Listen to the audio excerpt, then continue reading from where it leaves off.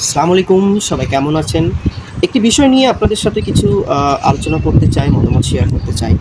আমাদের বর্তমান নতুন প্রবাসী কল্যাণ প্রতিমন্ত্রী নুরুল হক নূর ভাই, উনি উনার বর্ণাঢ্য রাজনৈতিক ক্যারিয়ার সংক্ষিপ্ত রাজনৈতিক ক্যারিয়ার, উনি বিভিন্ন সময় বিভিন্ন আন্দোলনে অনেক নির্যাতন এবং অনেক মার খাইছে। আমরা সেটা দেখেছি। উনি অনেক ত্যাগী একজন নেতা, ত্যাগী একজন মানুষ।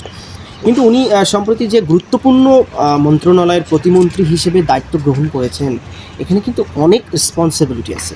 বিশ্বের অনেকগুলো বিশেষ করে মালয়েশিয়া, মধ্যপ্রাচ্যের অনেকগুলো দেশ, সেখানে প্রবাসীরা যে কতটা কষ্টে আছে, কতটা নির্মম নির্যাতন, মানসিক এবং শারীরিক বা অর্থনৈতিক সব দিক থেকে নির্যাতিত হচ্ছে।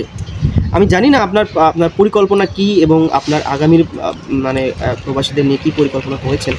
তবে আমি আপনার কাছে যতটুকু অনুরোধ করব বা আবেদন জানাবো, বিষয়টি হচ্ছে যে আপনি যদি কিছু করতে চান মানুষের জন্য, আপনি যে এতদিন মার খেয়েছেন, আপনার পক্ষে বিপক্ষে অনেক মানুষ কথা বলেছে, আপনাকে অনেকে অপছন্দ করেছে, অনেকে ভালোবাসা দিয়েছে, সব কিছু ঠিক আছে। কিন্তু আপনি যে এখন গুরু দায়িত্ব নিয়েছেন, আশা করি আপনি যে ত্যাগী মানুষ, সেটার প্রমাণ আপনি এই দায়িত্ব গ্রহণ করে এবং দায়িত্ব পালন করে দিন।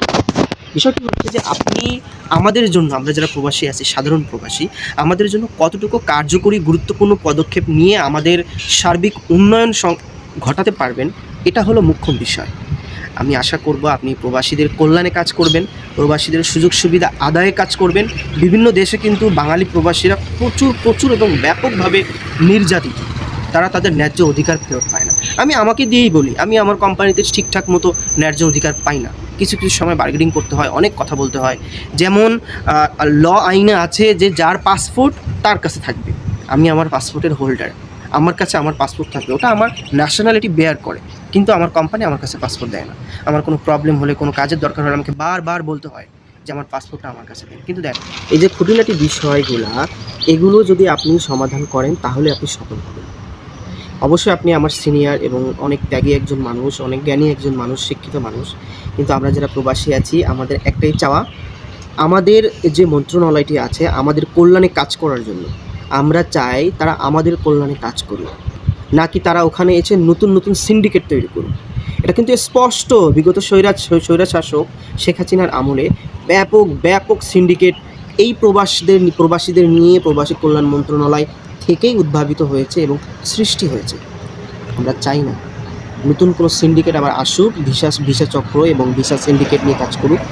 আমরা চাই নিরপেক্ষভাবে, সঠিকভাবে সব কিছু পরিচালিত হোক এবং সর্বোপরি সর্বশেষ প্রবাসীদের কল্যাণে এই মন্ত্রণালয় সার্বক্ষণিক মনিটরিং করুক এবং কাজ করুক। আশা করি আপনারা বুঝতে পেরেছেন। আমাদের জন্য দোয়া করবেন, আমরা যেন ভালো থাকি, দেশের জন্য কিছু করতে পারি। ধন্যবাদ সবাইকে।